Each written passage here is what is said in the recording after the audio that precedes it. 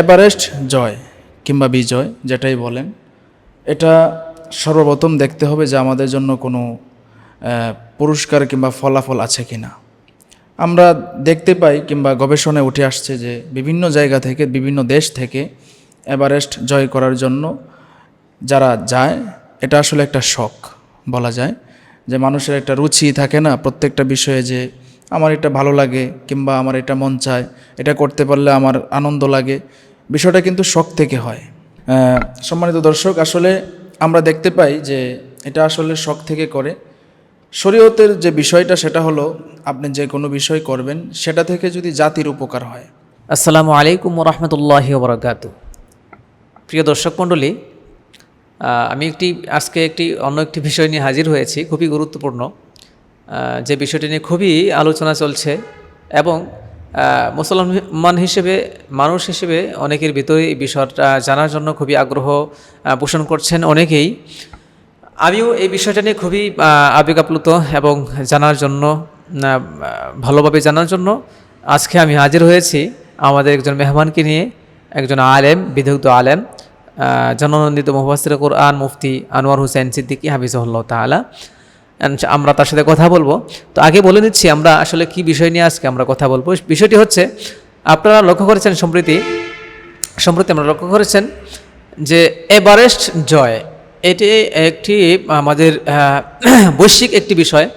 অর্থাৎ পৃথিবীর ইতিহাসে বিভিন্ন সময়ে, বিভিন্ন পর্যায়ক্রমে দেখা গিয়েছে যে এভারেস্ট জয় করার একটি প্রতিযোগিতা, একটি প্রতিদ্বন্দ্বিতা আছেই। তো আমরা রিসেন্ট একটা বিষয় লক্ষ্য করেছি, আমাদের বাংলাদেশ থেকে, অতীতেও আমাদের বাংলাদেশের অনেক ভাই এভারেস্ট জয় করেছেন। তো ইতিমধ্যে আমরা লক্ষ্য করেছি কিছুদিন আগেই আমাদের একজন ভাই যে এভারেস্ট জয় করেছেন। কিন্তু বিষয়টি জানার বিষয় হলো, এটা আসলে আমাদের মুসলমান বা ইসলামে কতটুকু এটাকে উৎসাহিত করে, অথবা ইসলামে এটার বিধান কোন পর্যায়ে থাকে, এটা কতটুকু উপকারী নিজের জন্য, ব্যক্তির জন্য, দেশের জন্য, এবং ইসলাম তার বিধান কি বলে, এটার জন্য আমরা জানবো, বিস্তারিতভাবে জানবো। আমাদের সাথে আছেন মুফতি আনোয়ার হোসেন সিদ্দিকী হাফিজাহুল্লাহ তাআলা। আমরা তার থেকে বিষয়টি জানবো। জি হযরত, আসসালামু আলাইকুম ওয়া রাহমাতুল্লাহি ওয়া বারাকাতুহু। ওয়া আলাইকুম আসসালাম ওয়া রাহমাতুল্লাহি ওয়া বারাকাতুহু। কেমন আছেন? জি আলহামদুলিল্লাহ, খুবই ভালো আছি আল্লাহ তাআলার অশেষ মেহেরবানিতে। যে হযরত, আমি যে বিষয়টি বলেছি হয়তো আপনিও জানেন, সেই বিষয়টি সম্পর্কে অবগত হয়েছেন ইতিমধ্যেই। তো সেই বিষয়টি সম্পর্কে আপনি কি মতামত আপনি নিজে পোষণ করেন এবং ইসলাম কি বলে? মাশাআল্লাহ, চমৎকার একটি প্রশ্ন। আসলে এই বিষয় নিয়ে অনেকেই জানতে চেয়েছেন, এবং যেহেতু আমরা মিডিয়ার সাথে সম্পৃক্ত, এজন্য আমাদের কাছে অনেকেই অনেক সময় অনেক কিছু বিষয়ে জানতে চায়। তো সম্প্রতি এই বিষয়টা যেহেতু আলোচনায় আসছে, তো দর্শককে বলবো খুব মনোযোগ সহকারে শোনার জন্য।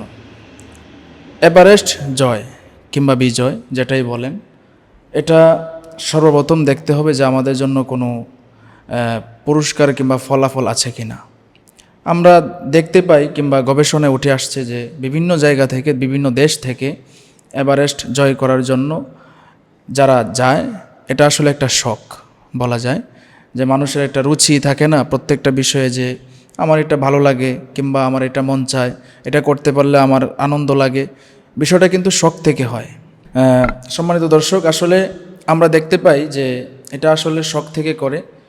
শরীয়তের যে বিষয়টা সেটা হলো, আপনি যে কোনো বিষয় করবেন সেটা থেকে যদি জাতির উপকার হয় কিংবা আপনার নিজের উপকার হয়, তাহলে সেটা শরীয়তসম্মত হতে পারে, যদি সেটা হালাল পন্থাই হয়।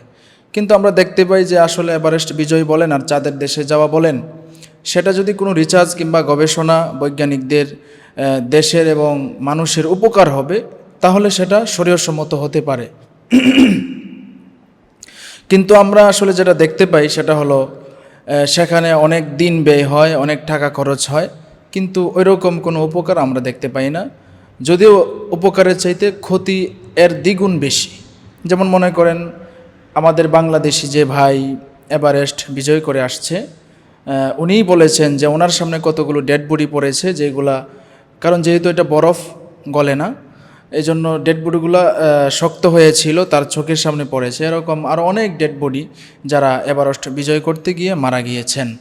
তো এই জন্য এটার কোনো আসলে ওইরকম কোনো দেশের কিংবা নিজের কিংবা জাতির কোনো উপকারে আসে না। এই জন্য আমি ব্যক্তিগতভাবে মনে করি যে এটা শরীয়সম্মত হতে পারে না।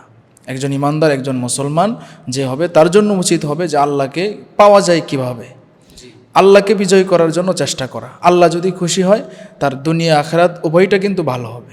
এজন্য যে দর্শক ভাইয়েরা জানতে চেয়েছেন, আমি আপনাদের কাছে বলবো যে আপনারা অবশ্যই আল্লাহকে খুশি করার চেষ্টা করুন।